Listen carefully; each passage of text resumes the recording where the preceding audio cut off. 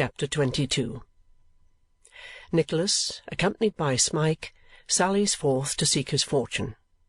He encounters Mr. Vincent Crummles, and who he was is herein made manifest. The whole capital which Nicholas found himself entitled to, either in possession, reversion, remainder, or expectancy, after paying his rent and settling with the broker from whom he had hired his poor furniture, did not exceed by more than a few halfpence the sum of 20 shillings. And yet he hailed the morning on which he had resolved to quit London with a light heart, and sprang from his bed with an elasticity of spirit which is happily the lot of young persons, or the world would never be stocked with old ones. It was a cold, dry, foggy morning in early spring.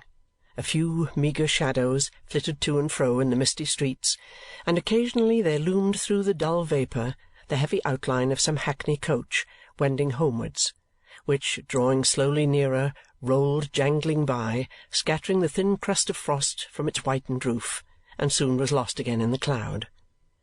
At intervals were heard the tread of slipshod feet, and the chilly cry of the poor sweep as he crept shivering to his early toil, the heavy footfall of the official watcher of the night, pacing slowly up and down and cursing the tardy hours that still intervened between him and sleep, the rambling of ponderous carts and waggons, the roll of the lighter vehicles which carried buyers and sellers to the different markets, the sound of ineffectual knocking at the doors of heavy sleepers. All these noises fell upon the ear from time to time, but all seemed muffled by the fog and to be rendered almost as indistinct to the ear as was every object to the sight. The sluggish darkness thickened as the day came on, and those who had the courage to rise and peep at the gloomy street from their curtained windows crept back to bed again and coiled themselves up to sleep. Before even these indications of approaching morning were rife in busy London, Nicholas had made his way alone to the city and stood beneath the windows of his mother's house. It was dull and bare to see, but it had light and life for him, for there was at least one heart within its old walls to which insult or dishonour would bring the same blood rushing that flowed in his own veins. He crossed the road and raised his eyes to the window of the room where he knew his sister slept. It was closed and dark. Poor girl, thought Nicholas, she little thinks who lingers here. He looked again, and felt for the moment almost vexed that Kate was not there to exchange one word at parting. Good God, he thought, suddenly correcting himself, what a boy I am! It is better as it is, said Nicholas after he had lounged on a few paces and returned to the same spot. When I left them before, and could have said good-bye 1,000 times if I had chosen, I spared them the pain of leave-taking. And why not now? As he spoke, some fancied motion of the curtain almost persuaded him for the instant that Kate was at the window, and by one of those strange contradictions of feeling which are common to us all, he shrunk involuntarily into a doorway that she might not see him. He smiled at his own weakness, said, "God bless them," and walked away with a lighter step. Smike was anxiously expecting him when he reached his old lodgings, and so was Newman, who had expended a day's income in a can of rum and milk to prepare them for the journey. They had tied up the luggage, Smike shouldered it, and away they went, with Newman Noggs in company, for he had insisted on walking as far as he could with them overnight. "Which way?" asked Newman wistfully. "To Kingston first," replied Nicholas. "And where afterwards?" asked Newman. "Why won't you tell me?" "Because I scarcely know myself, good friend," rejoined Nicholas, laying his hand upon his shoulder. "And if I did, I have neither plan nor prospect yet, and might shift my quarters 100 times before you could possibly communicate with me." "I am afraid you have some deep scheme in your head," said Newman doubtfully. "So deep," replied his young friend, "that even I can't fathom it. Whatever I resolve upon, depend upon it, I will write you soon." "You won't forget?" said Newman. "I am not very likely to," rejoined Nicholas. "I have not so many friends that I shall grow confused among the number and forget my best one." Occupied in such discourse, they walked on for a couple of hours, as he might have done for a couple of days if Nicholas had not sat himself down on a stone by the wayside and resolutely declared his intention of not moving another step until Newman Noggs turned back. Having pleaded ineffectually first for another half-mile and afterwards for another quarter, Newman was fain to comply and to shape his course towards Golden Square, after interchanging many hearty and affectionate farewells and many times turning back to wave his hat to the two wayfarers when they had become mere specks in the distance. "Now listen to me, Smike," said Nicholas as they trudged with stout hearts onwards. "We are bound for Portsmouth." Smike nodded his head and smiled, but expressed no other emotion, for whether they had been bound for Portsmouth or Port Royal would have been alike to him, so that they had been bound together. "I don't know much of these matters," resumed Nicholas, "but Portsmouth is a seaport town, and if no other employment is to be obtained, I should think we might get on board some ship. I am young and active, and could be useful in many ways. So could you." "I hope so," replied Smike. "When I was at that, you know where I mean." "Yes, I know," said Nicholas. "You needn't name the place." "Well, when I was there," resumed Smike, his eyes sparkling at the prospect of displaying his abilities, "I could milk a cow and groom a horse with anybody." "Ah!" said Nicholas gravely. "I am afraid they don't keep many animals of either kind on board ship, Smike, and even when they have horses, that they are not very particular about rubbing them down. Still, you can learn to do something else, you know. Where there's a will, there's a way." "And I am very willing," said Smike, brightening up again. "God knows you are," rejoined Nicholas, "and if you fail, it shall go hard. But I'll do enough for us both." "Do we go all the way to-day?" asked Smike after a short silence. "That would be too severe a trial, even for your willing legs," said Nicholas with a good-humoured smile. "No, Godalming is some 30-odd miles from London, as I found from a map I borrowed, and I purpose to rest there. We must push on again to-morrow if we are not rich enough to loiter. Let me relieve you of that bundle. Come." "No, no," rejoined Smike, falling back a few steps. "Don't ask me to give it up to you." "Why not?" asked Nicholas. "Let me do something for you, at least," said Smike. "You will never let me serve you as I ought. You will never know how I think, day and night, of ways to please you."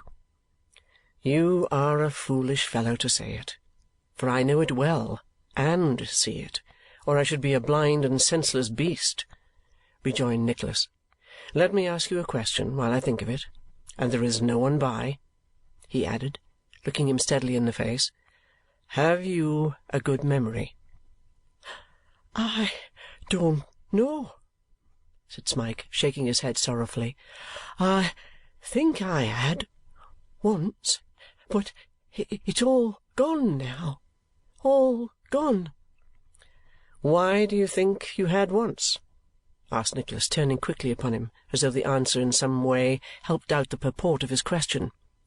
"Because I could remember when I was a child," said Smike, "but that is very, very long ago, or at least it seems so.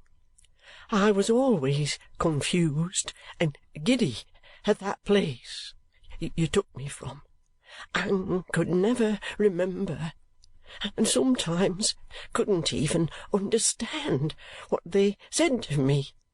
Let me see. "You are wandering now," said Nicholas, touching him on the arm. "No," replied his companion with a vacant look. "I was only thinking how—" He shivered involuntarily as he spoke. "Think no more of that place, for it is all over," retorted Nicholas, fixing his eyes full upon that of his companion, which was fast settling into an unmeaning, stupefied gaze, once habitual to him and common even then. "What of the first day you went to Yorkshire?" "Eh?" cried the lad. "That was before you began to lose your recollection, you know," said Nicholas quietly. "Was the weather hot or cold?" "Wet," replied the boy. "Very wet. I've always said, when it has rained hard, that it was like the night I came, and they used to crowd round and laugh to see me cry when the rain fell heavily. It was like a child, they said, and that made me think of it more. I turned cold all over sometimes, for I could see myself as I was then, coming in at the very same door." "As you were then?" repeated Nicholas with assumed carelessness. "How was that?" "Such a little creature," said Smike, "that they might have had pity and mercy upon me, only to remember it." "You didn't find your way there alone," remarked Nicholas. "No," rejoined Smike. "Oh, no." "Who was with you?" "A man. A dark, withered man. I have heard them say so at the school, and I remembered that before. I was glad to leave him. I was afraid of him, but they made me more afraid of them, and used me harder too." "Look at me," said Nicholas, wishing to attract his full attention. "There. Don't turn away. Do you remember no woman, no kind woman, who hung over you once and kissed your lips and called you her child?" "No," said the poor creature, shaking his head. "No, never." "Nor any house but that house in Yorkshire?" "No," rejoined the youth with a melancholy look. "A room. I remember I slept in a room. A large lonesome room at the top of a house where there was a trap door in the ceiling. I have covered my head with the clothes often, not to see it, for it frightened me. A young child with no one near at night. I used to wonder what was on the other side. There was a clock too, an old clock, in one corner. I remember that. I have never forgotten that room, for when I have terrible dreams it comes back, just as it was. I see things and people in it that I had never seen then, but there is the room, just as it used to be. That never changes." "Will you let me take the bundle now?" asked Nicholas, abruptly changing the theme. "No," said Smike, "no. Come, let us walk on." He quickened his pace as he said this, apparently under the impression that they had been standing still during the whole of the previous dialogue. Nicholas marked him closely, and every word of this conversation remained upon his memory. It was by this time within an hour of noon, and although a dense vapour still enveloped the city they had left, as if the very breath of its busy people hung over their schemes of gain and profit and found greater attraction there than in the quiet region above in the open country, it was clear and fair. Occasionally in some low spots they came upon patches of mist which the sun had not yet driven from their strongholds, but these were soon past, and as they laboured up the hills beyond, it was pleasant to look down and see how the sluggish mass rolled heavily off before the cheering influence of day. A broad, fine, honest sun lighted up the green pastures and dimpled water with the semblance of summer, while it left the travellers all the invigorating freshness of that early time of year. The ground seemed elastic under their feet, the sheep bells were music to their ears, and exhilarated by exercise and stimulated by hope, they pushed onward with the strength of lions. The day wore on, and all these bright colours subsided and assumed a quieter tint, like young hopes softened down by time, or youthful features by degrees resolving into the calm and serenity of age. But they were scarcely less beautiful in their slow decline than they had been in their prime, for nature gives to every time and season some beauties of its own, and from morning to night, as from the cradle to the grave, is but a succession of changes so gentle and easy that we can scarcely mark their progress. To Godalming they came at last, and here they bargained for 2 humble beds, and slept soundly. In the morning they were astir, though not quite so early as the sun, and again afoot, if not with all the freshness of yesterday, still with enough of hope and spirit to bear them cheerily on. It was a harder day's journey than yesterday's, for there were long and weary hills to climb, and in journeys, as in life, it is a great deal easier to go downhill than up. However, they kept on, with unabated perseverance, and the hill has not yet lifted its face to heaven that perseverance will not gain the summit of at last. They walked upon the rim of the Devil's Punch-bowl, and Smike listened with greedy interest as Nicholas read the inscription upon the stone which, reared upon that wild spot, tells of a murder committed there by night. The grass on which they stood had once been dyed with gore, and the blood of the murdered man had run down drop by drop into the hollow which gives the place its name. The Devil's Bowl, thought Nicholas, as he looked into the void, never held fitter liquor than that. Onward they kept with steady purpose, and entered at length upon a wide and spacious tract of downs, with every variety of little hill and plain to change their verdant surface. Here there shot up, almost perpendicularly into the sky, a height so steep as to be hardly accessible to any but the sheep and goats that fed upon its sides, and there stood a mound of green, sloping and tapering off so delicately, and merging so gently into the level ground that you could scarce define its limits. Hills swelling above each other, and undulations, shapely and uncouth, smooth and rugged, graceful and grotesque, thrown negligently side by side, bounded the view in each direction, while frequently, with unexpected noise, there uprose from the ground a flight of crows, who, cawing and wheeling round the nearest hills, as if uncertain of their course, suddenly poised themselves upon the wing and skimmed down the long vista of some opening valley with the speed of light itself.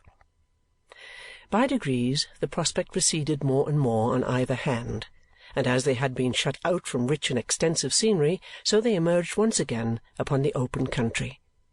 The knowledge that they were drawing near their place of destination gave them fresh courage to proceed, but the way had been difficult, and they had loitered on the road, and Smike was tired. Thus twilight had already closed in when they turned off the path to the door of a roadside inn, yet 12 miles short of Portsmouth. 12 miles, said Nicholas, leaning with both hands on his stick and looking doubtfully at Smike. 12 long miles, repeated the landlord. Is it a good road? Inquired Nicholas. Very bad, said the landlord, as of course, being a landlord, he would say. I want to get on, observed Nicholas, hesitating. I scarcely know what to do. Don't let me influence you, rejoined the landlord. I wouldn't go on if it was me. Wouldn't you? asked Nicholas with the same uncertainty. Not if I knew and I was well off, said the landlord, and having said it, he pulled up his apron, put his hands into his pockets, and, taking a step or two outside the door, looked down the dark road with an assumption of great indifference. A glance at the toil-worn face of Smike determined Nicholas, so without any further consideration he made up his mind to stay where he was. The landlord led them into the kitchen, and there was a good fire. He remarked that it was very cold. If there had happened to be a bad one, he would have observed that it was very warm. "What can you give us for supper?" was Nicholas's natural question. "Why, what would you like?" was the landlord's no less natural answer. Nicholas suggested cold meat, but there was no cold meat. Poached eggs, but there were no eggs.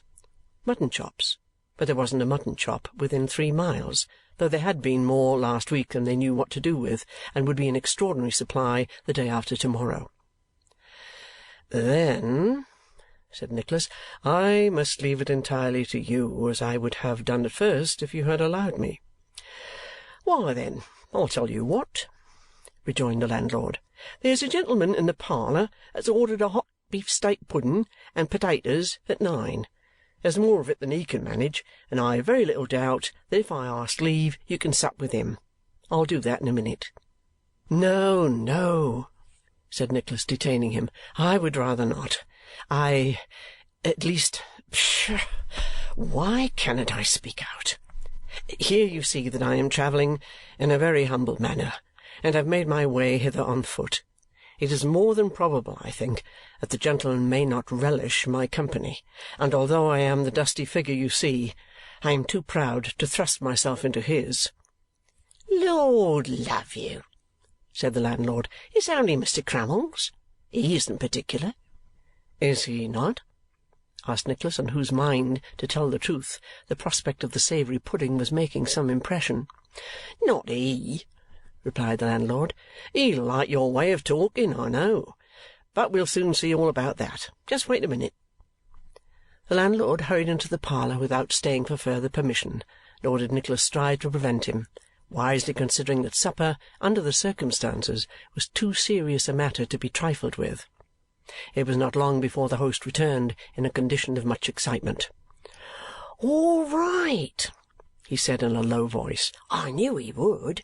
You'll see something rather worth seeing in there. Ecod, how they are a-going of it!" There was no time to inquire to what this exclamation, which was delivered in a very rapturous tone, referred, for he had already thrown open the door of the room, into which Nicholas, followed by Smike with the bundle on his shoulder (he carried it about with him as vigilantly as if it had been a sack of gold), straightway repaired. Nicholas was prepared for something odd, but not for something quite so odd as the sight he encountered. At the upper end of the room were a couple of boys, one of them very tall and the other very short, both dressed as sailors, or at least as theatrical sailors, with belts, buckles, pigtails, and pistols complete, fighting what is called in play-bills a terrific combat, with 2 of those short broadswords with basket hilts which are commonly used at our minor theatres. The short boy had gained a great advantage over the tall boy, who was reduced to mortal strait, and both were overlooked by a large heavy man perched against the corner of a table, who emphatically adjured them to strike a little more fire out of the swords, and they couldn't fail to bring the house down on the very first night. "Mr. Vincent Crummles," said the landlord with an air of great deference, "this is the young gentleman." Mr. Vincent Crummles received Nicholas with an inclination of the head, something between the courtesy of a Roman emperor and the nod of a pot companion, and bade the landlord shut the door and be gone. "There's a picture," said Mr. Crummles, motioning Nicholas not to advance and spoil it. "The little 'un has him. If the big 'un doesn't knock under in 3 seconds, he's a dead man. Do that again, boys." The 2 combatants went to work afresh, and chopped away until the swords emitted a shower of sparks, to the great satisfaction of Mr. Crummles, who appeared to consider this a very great point indeed. The engagement commenced with about 200 chops administered by the short sailor and the tall sailor alternately, without producing any particular result, until the short sailor was chopped down on one knee, but this was nothing to him, for he worked himself about on the one knee with the assistance of his left hand, and fought most desperately until the tall sailor chopped his sword out of his grasp. Now, the inference was that the short sailor, reduced to this extremity, would give in at once and cry quarter. But, instead of that, he all of a sudden drew a large pistol from his belt and presented it to the face of the tall sailor, who was so overcome at this, not expecting it, that he let the short sailor pick up his sword and begin again. Then the chopping recommenced, and a variety of fancy chops were administered on both sides, such as chops dealt with the left hand, and under the leg, and over the right shoulder, and over the left, and when the short sailor made a vigorous cut at the tall sailor's legs, which would have shaved them clean off if it had taken effect, the tall sailor jumped over the short sailor's sword, wherefore, to balance the matter and make it all fair, the tall sailor administered the same cut, and the short sailor jumped over his sword. After this there was a good deal of dodging about and hitching up of the inexpressibles in the absence of braces, and then the short sailor, who was the moral character evidently, for he always had the best of it, made a violent demonstration and closed with the tall sailor, who, after a few unavailing struggles, went down and expired in great torture as the short sailor put his foot upon his breast and bored a hole in him through and through. "That'll be a double encore if you take care, boys," said Mr. Crummles. "You had better get your wind now and change your clothes." Having addressed these words to the combatants, he saluted Nicholas, who then observed that the face of Mr. Crummles was quite proportionate in size to his body, that he had a very full underlip, a hoarse voice, as though he were in the habit of shouting very much, and very short black hair shaved off nearly to the crown of his head, to admit, as he afterwards learned, of his more easily wearing character wigs of any shape or pattern. "What did you think of that, sir?" inquired Mr. Crummles. "Very good indeed. Capital," answered Nicholas. "You won't see such boys as those very often, I think," said Mr. Crummles. Nicholas assented, observing that if they were a little better match. "Match?" cried Mr. Crummles. "I mean if they were a little more of a size," said Nicholas, explaining himself. "Size?" repeated Mr. Crummles. "Why, it's the essence of the combat that there should be a foot or two between them.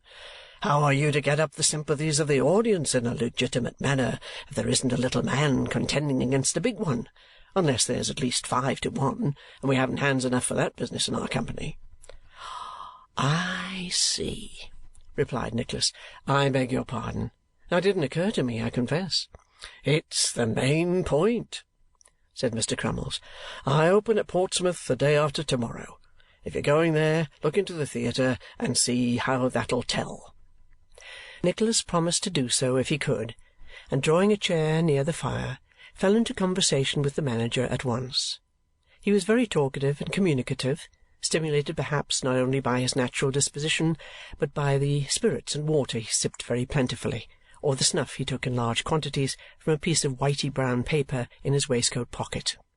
He laid open his affairs without the smallest reserve, and descanted at some length upon the merits of his company and the acquirements of his family, of both of which the 2 broadsword boys formed an honourable portion.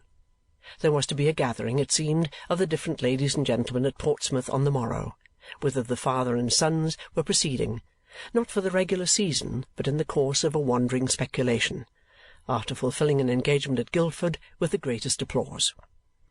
"You are going that way?" asked the manager. Yes," said Nicholas. "Yes, I am." "Do you know the town at all?" inquired the manager, who seemed to consider himself entitled to the same degree of confidence as he had himself exhibited. "No," replied Nicholas. "Never there?" "Never." Mr. Vincent Crummles gave a short dry cough, as much as to say, if you won't be communicative, you won't, and took so many pinches of snuff from the piece of paper, one after another, that Nicholas quite wondered where it all went to.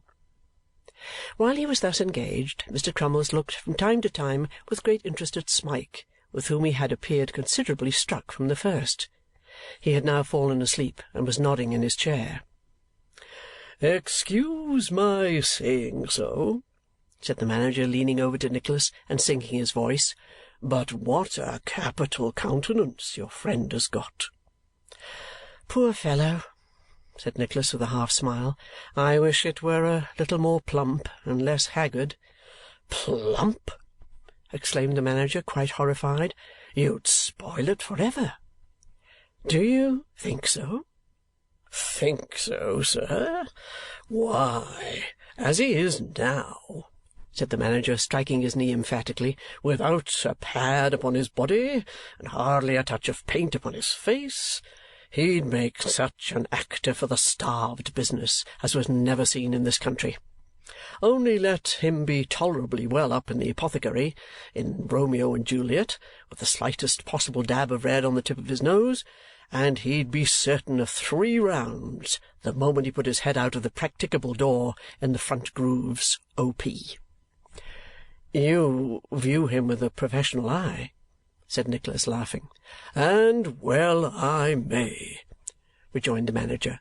"I never saw a young fellow so regularly cut out for that line since I've been in the profession, and I played the heavy children when I was 18 months old." The appearance of the beefsteak pudding, which came in simultaneously with the junior Vincent Crummleses, turned the conversation to other matters, and indeed for a time stopped it altogether. These 2 young gentlemen wielded their knives and forks with scarcely less address than their broadswords, and as the whole party were quite as sharp set as either class of weapons, there was no time for talking until the supper had been disposed of. The Master Crummleses had no sooner swallowed the last procurable morsel of food than they evinced, by various half-suppressed yawns and stretching of their limbs, an obvious inclination to retire for the night, which Smike had betrayed still more strongly, he having, in the course of the meal, fallen asleep several times while in the very act of eating. Nicholas therefore proposed that they should break up at once, but the manager would by no means hear of it, vowing that he had promised himself the pleasure of inviting his new acquaintance to share a bowl of punch, and that if he declined he should deem it very unhandsome behaviour. "Let them go," said Mr. Vincent Crummles, "and we'll have it snugly and cosily together by the fire." Nicholas was not much disposed to sleep, being in truth too anxious, so, after a little demur, he accepted the offer, and having exchanged a shake of the hand with the young Crummleses, and the manager having on his part bestowed a most affectionate benediction on Smike, he sat himself down opposite to that gentleman by the fireside to assist in emptying the bowl, which soon afterwards appeared, steaming in a manner which was quite exhilarating to behold, and sending forth a most grateful and inviting fragrance.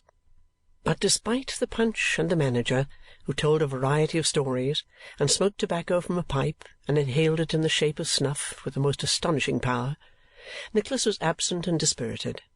His thoughts were in his old home, and when they reverted to his present condition, the uncertainty of the morrow cast a gloom upon him which his utmost efforts were unable to dispel.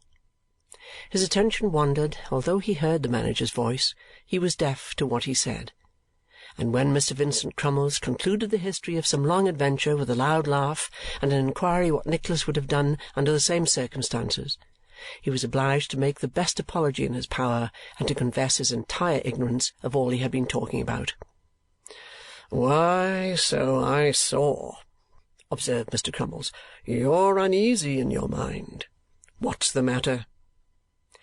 Nicholas could not refrain from smiling at the abruptness of the question, but, thinking it scarcely worth while to parry it, owned that he was under some apprehensions lest he might not succeed in the object which had brought him to that part of the country. "And what's that?" asked the manager. "Getting something to do which will keep me and my poor fellow-traveller in the common necessaries of life," said Nicholas. "That's the truth. You guessed it long ago, I dare say, so I may as well have the credit of telling it to you with a good grace." "What's to be got to do at Portsmouth more than anywhere else?" asked Mr. Vincent Crummles, melting the sealing wax on the stem of his pipe in the candle and rolling it out afresh with his little finger. "There are many vessels leaving the port, I suppose," replied Nicholas. "I shall try for a berth in some ship or other. There is meat and drink there, at all events." "Salt meat and new rum, pease pudding and chaff biscuits," said the manager, taking a whiff at his pipe to keep it alight, and returning to his work of embellishment. "One may do worse than that," said Nicholas. "I can rough it, I believe, as well as most young men of my age and previous habits."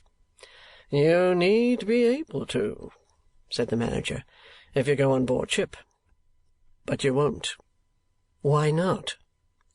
"Because there's not a skipper or mate that would think you worth your salt when he could get a practised hand," replied the manager, "and they as plentiful there as the oysters in the streets." "What do you mean?" asked Nicholas, alarmed by this prediction and the confident tone in which it had been uttered. "Men are not born able seamen. They must be reared, I suppose." Mr. Vincent Crummles nodded his head. "They must, but not at your age or from young gentlemen like you." There was a pause. The countenance of Nicholas fell, and he gazed ruefully at the fire.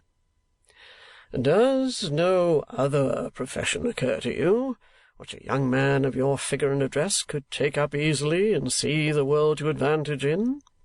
asked the manager. "No," said Nicholas, shaking his head. "Why, then, I'll tell you one," said Mr. Crummles, throwing his pipe into the fire and raising his voice. "The stage." "The stage?" cried Nicholas in a voice almost as loud. "The theatrical profession," said Mr. Vincent Crummles. "I am in the theatrical profession myself. My wife is in the theatrical profession. My children are in the theatrical profession. I had a dog that lived and died in it from a puppy, and my chase pony goes on in Timor the Tartar. I'll bring you out, and your friend too. Say the word. I want a novelty." "I don't know anything about it," rejoined Nicholas, whose breath had been almost taken away by this sudden proposal. "I never acted a part in my life, except at school." "There's genteel comedy in your walk and manner, juvenile tragedy in your eyes, and touch-and-go farce in your laugh," said Mr. Vincent Crummles. "You'll do as well as if you had thought of nothing else but the lamps from your birth downwards." Nicholas thought of the small amount of small change that would remain in his pocket after paying the tavern bill, and he hesitated. "You can be useful to us in 100 ways," said Mr. Crummles. "Think what capital bills a man of your education could write for the shop windows." "Well, I think I could manage that department," said Nicholas. "To be sure you could," replied Mr. Crummles. "For further particulars, see small handbills. We might have half a volume in every one of 'em. Pieces, too. Why, you could write us a piece to bring out the whole strength of the company whenever we wanted one." "I am not quite so confident about that," replied Nicholas, "but I dare say I could scribble something now and then that would suit you." "We'll have a new show-piece out directly," said the manager. "Let me see. Peculiar resources of this establishment, new and splendid scenery, and you must manage to introduce a real pump and 2 washing tubs." "Into the piece?" said Nicholas. "Yes," replied the manager. "I bought 'em cheap at a sale the other day, and they'll come in admirably. That's the London plan. They look up some dresses and properties and have a piece written to fit 'em. Most of the theatres keep an author on purpose." "Indeed!" cried Nicholas. "Oh, yes," said the manager. "A common thing. It'll look very well in the bills in separate lines. Real pump. Splendid tubs. Great attraction. You don't happen to be anything of an artist, do you?" "That is not one of my accomplishments," rejoined Nicholas. "Ah! Then it can't be helped," said the manager. "If you had been, we might have had a large woodcut of the last scene for the posters, showing the whole depth of the stage, with the pump and tubs in the middle. But, however, if you're not, can't be helped." "What should I get for all this?" inquired Nicholas after a few moments' reflection. "Could I live by it?" "Live by it?" said the manager. "Like a prince. With your own salary, and your friends, and your writings, you'd make £1 a week." "You don't say so!" "I do indeed. And if we had a run of good houses, nearly double the money."